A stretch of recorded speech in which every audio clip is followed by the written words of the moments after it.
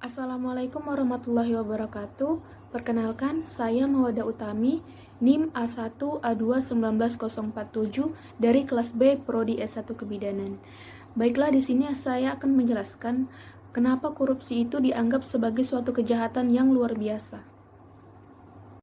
Nah, seperti yang kita tahu bahwa korupsi itu merupakan suatu tindakan dari pejabat publik, baik itu politisi maupun seorang pegawai negeri, serta pihak lainnya yang menyalahgunakan kewenangan, kesempatan, atau sarana yang ada pada kedudukannya dan hanya menguntungkan dirinya sendiri dan merugikan negara atau orang lain. Nah, jadi pertanyaannya, kenapa korupsi itu bisa dianggap sebagai suatu kejahatan yang luar biasa atau extraordinary crime? Jadi ada beberapa hal yang menyebabkan korupsi itu dianggap sebagai suatu kejahatan yang luar biasa atau extraordinary crime. Yang pertama, karena korupsi itu tuh bersifat transnasional. Jadi biasanya koruptor itu menyimpan uangnya di luar negeri. Karena para pelaku yang dengan mudah melakukan penyimpanan hasil korupsinya ke luar negeri atau melarikan diri ke luar negeri sehingga sangat sulit untuk dilacak. Nah, maka dari itu biasanya sangat diperlukan kerjasama internasional dari berbagai negara untuk memberantas korupsi. Contohnya seperti mantan Presiden Filipina yaitu Ferdinand Marcos. Dia menyimpan hasil korupsinya itu di bank di Swiss dan tidak dapat disita oleh pemerintah Filipina. Nah, dari contoh tersebut dapat kita lihat bahwa korupsi ini bukan hanya sebatas kejahatan nasional, melainkan sudah menjadi kejahatan transnasional. Nah, selanjutnya adalah penyebab kedua kenapa korupsi dianggap sebagai suatu kejahatan yang luar biasa.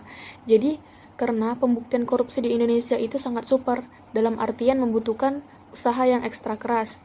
Nah, seperti yang diketahui bahwa 50% kasus korupsi itu bentuknya penyuapan. Nah, koruptor itu menyuap tak mungkin kan menggunakan tanda terima atau kwitansi, jadi secara hukum pembuktiannya itu pasti cukup sulit. Nah, itu sebabnya undang-undang memberikan kewenangan kepada KPK untuk memenjarakan orang-orang yang korupsi. Selanjutnya, penyebab ketiga kenapa korupsi dianggap sebagai suatu kejahatan yang luar biasa.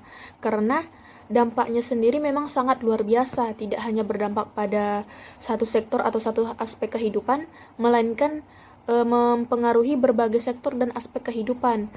Nah, jadi seiring dengan berkembangnya tindakan korupsi di suatu negara, maka akan pengaruhi terhadap tingkat kesejahteraan di negara itu sendiri, dan pengaruhnya itu tidak hanya satu, melainkan berbagai aspek kehidupan. Nah, selanjutnya adalah berbagai aspek kehidupan yang berdampak karena berkembangnya korupsi di suatu negara. Yang pertama adalah dari segi aspek ekonomi.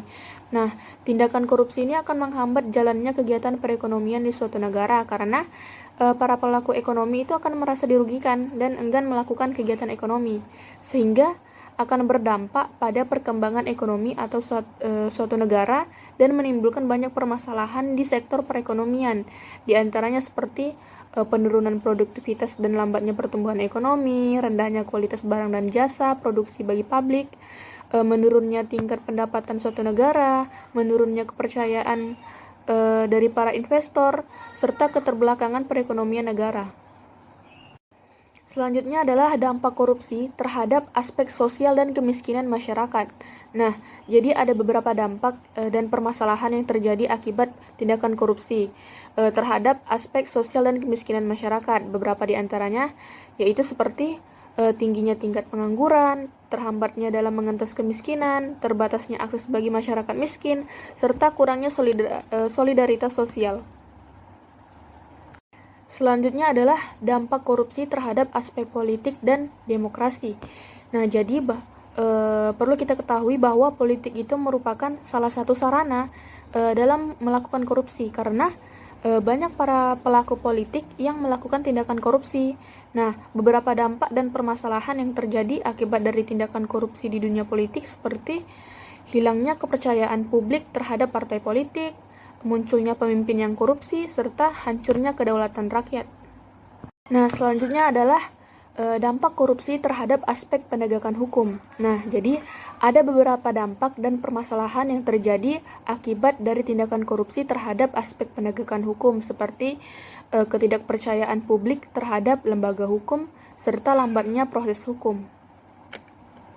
Selanjutnya adalah dampak korupsi terhadap aspek pertahanan dan keamanan. Nah, seperti yang kita ketahui bahwa meluasnya tindak kejahatan korupsi juga berdampak terhadap pertahanan dan keamanan suatu negara karena ada beberapa dampak dan permasalahan yang terjadi akibat tindakan korupsi terhadap pertahanan dan keamanan suatu negara seperti diantaranya lemahnya alutsista dan SDM, lemahnya garis batas negara, serta menguatnya kekerasan di dalam masyarakat. Nah, selanjutnya adalah dampak korupsi terhadap aspek lingkungan. Nah, jadi ada beberapa dampak dan permasalahan yang terjadi akibat tindakan korupsi terhadap lingkungan. Nah, beberapa di antaranya seperti menurunnya kualitas lingkungan yang baik serta menurunnya kualitas hidup.